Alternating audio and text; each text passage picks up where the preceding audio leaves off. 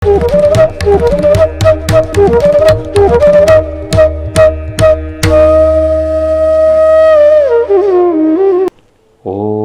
गुरुदेव ध्यान शंकराय नमः। प्रिय दर्शकों नमस्कार, मैं ज्योतिष आचार्य जिगर परीख एक बार फिर आप सबका स्वागत करता हूं।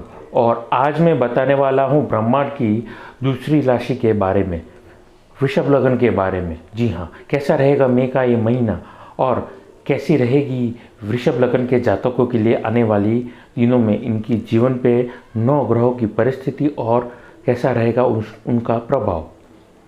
अपनी बात को मैं शुरू करूँ उससे पहले मैं आप सबसे निवेदन करना चाहूँगा कि मेरे YouTube चैनल पे जाकर के आप ज़्यादा से ज़्यादा लाइक करिए, सब्सक्राइब करिए, नोटिफिकेशन बेल को दबाना ना भूलिएगा। अब वृषभ लग्न के जातकों के लिए पहली मई को कुंडली कुछ ऐसी परिस्थितियों को निर्माण कर रही थी। जैसा कि आप कुंडली में देख सकते हैं, आपके लग्न में बुध विराजे है 12वें भाव में। अगर आप देखें तो चंद्र और राहु और सूर्य की संघर्षपूर्ण परिस्थिति, ग्रहण योग हमें देखने को मिला है। वहीं पर शुभता देते हुए आपके देवगुरु और दानव गुरु दोनों जबरदस्त परिस्थितियों को निर्माण कर रहे हैं। और नीचे जाकर के आप देखिए तो मंगल शनि लगन को बल देते हुए विध्वंसक योग बना करके आपके कर्म स्थान में विराजे है। और उसी के साथ साथ 12वें घर में अगर राहु है तो 6ठे भाव में आपको पूर्ण रूप से स्वस्थता देते हुए, आपके स्वास्थ्य को सुधारते हुए केतु सप्तम, माफ कीजिएगा 7वीं राशि यानी कि 6ठे भाव में बैठे हुए हैं।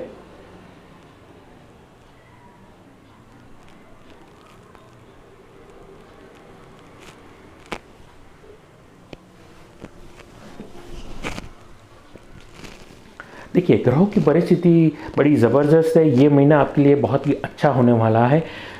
ऐसी परिस्थितियों के दरमियान अगर आप स्वास्थ्य से किसी भी रोग से अगर पीड़ित थे तो 6ठे भाव में बैठा हुआ केतु आपको निरोगी बनाने के पूर्ण रूप से प्रयास करने वाला है। आप अगर लंबे वक्त से बीमार थे तो ये वक्त आपको ज़बरदस्त रिकवरी देगा, यानी कि ये वक्त खुशियाँ बनाने का है। वहीं पर अगर 12वें घर के राहु की हम बात करते हैं तो आपको विदेश यात्रा को निमंत्रण देने वाला है।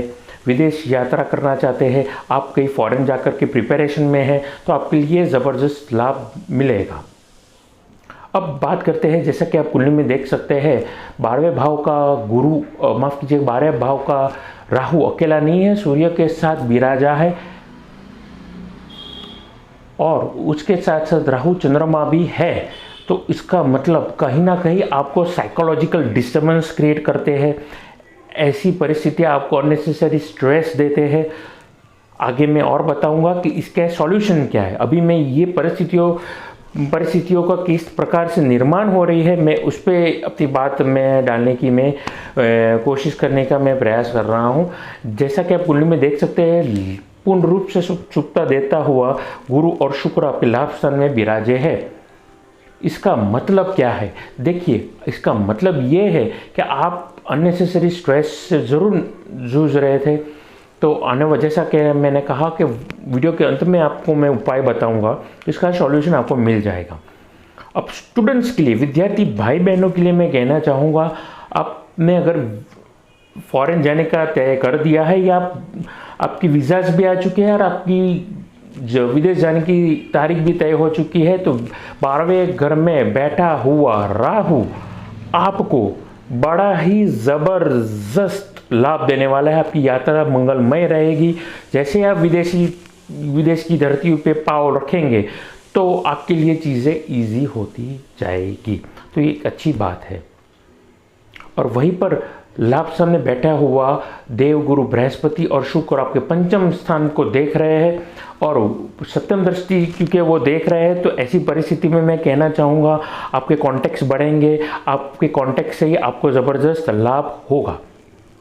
अब वर्किंग प्रोफेशन के लिए भी वो चीज़ एप्लीकेबल होगी। अभी वर्किंग प्रोफेशन व्यक्तियों के लिए जो जॉब करते हैं या बिजनेस करते हैं, ऐसे लोगों के लिए मैं कहना चाहूँगा कि लाभ स्थान में बैठे हुए देवगुरु बृहस्पति और शुक्राचार्य यानी शुक्र आपके पंचम भाव में जिस तरीके से शुभता ला रहे, माफ़ कीजिएगा, उनकी सप्तम दृष्टि से वो जिस तरीके से लाभ दे रहे हैं, वो कहीं ना कहीं आपके लिए बड़ा फ़ायदामंद देने वाले हैं।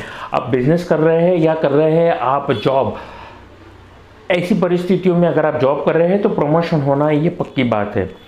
जॉब चेंज करना चाहते हैं, जंप ओवर करना चाहते हैं, मूव ऑन करना चाहते हैं, तो भी आपके लिए लाभदायक परिस्थितियों को निमंत्रण देगी ये परिस्थितियाँ। आप बिजनेसमैन हैं, याद रखिए, आप इवेंट मैनेजमेंट कंपनी में काम कर रहे हैं या फिर आप काम कर रहे हैं कोई पैकिंग इंडस्ट्री या प्लास्टिक इंडस्ट्री से रिलेटेड कोई काम, तो आपको ज़बरदस्त विदेशी कंपनी से आपको मुनाफा होगा। आप इंपोर्ट एक्सपोर्ट का काम कर रहे हैं तो ऐसी परिस्थितियों के दरमियान आपको लाभ मिल सकता है और आर्थिक लाभ होना भी तय है। अंत में जैसा कि आप कुंडली में देख सकते हैं, तो ये कुंडली की परिस्थितियां है। तो ऐसे वक्त में मैं एक ही चीज़ कहना चाहूँगा कि बेफिजूल की किसी के साथ डिस्कशन, आर्गुमेंट या वार्तालाप से आप बचने का प्रयास करेंगे तो आपके लिए ये परिस्थितियाँ 100% लाभदायक सिद्ध होगी, क्योंकि कहीं ना कहीं ये लगन में बैठा हुआ जो बुध है, अकेला है। बुध को माना गया है बाल्य ग्रह, और क्योंकि राजकुमार अवस्था कुछ ज्योतिष उसको मानते हैं, कुछ ज्योतिष उसको नपुंसक ग्रह भी मानते हैं। बुध का मतलब होता है बुद्धि, बुध का मतलब होता ही है वाणी। तो संयम खो देना, गुस्सा आ जाना और गुस्से में किसी को भी कुछ कह देना, ये आम बात हो जाती है। लेकिन उस आम बात के दरमियान अगर आपका कुछ आर्थिक नुकसान होता है तो तकलीफ होती है किसी भी व्यक्ति को। तो इसलिए मैं कहूँगा बिना बात का डिस्कशन या आर्गुमेंट से आप बचें, तो आप लाभदायक परिस्थितियों को निमंत्रण देंगे। उपायों में मैं कहना चाहूँगा, अननेसेसरी स्ट्रेस महसूस करते हैं तो सोमवार वाले दिन आप अगर महादेव जी के दर्शन करेंगे, दर्शन मात्र से ही आपके सारे कष्ट दूर हो जाएंगे। अगर वहीं पे बैठे हुए अगर आप मेडिटेशन करते हैं तो अच्छा रहेगा। पीपल के पेड़ के नीचे अगर आप रात के वक्त यानी कि शाम के 7 बजे के बाद संध्या काल के वक्त अगर आप परिक्रमा करेंगे, 7 परिक्रमा क्लॉकवाइज, तो आपको मन में शांति मिलेगी, आपका स्ट्रेस भाग जाएगा। और ऐसी परिस्थितियों में आप हनुमान चालीसा या बजरंग बाण के पाठ कर सकते हैं तो आपको लाभ मिलेगा। तो यहीं पर मैं अपनी वाणी को दूंगा विराम। आप मुझे कुंडली दिखाना चाहते हैं, वास्तु विजिट करवाना चाहते हैं, अच्छी क्वालिटी के रुद्राक्ष रत्न लेना चाहते हैं तो मेरा संपर्क आप कर सकते हैं। नमस्कार।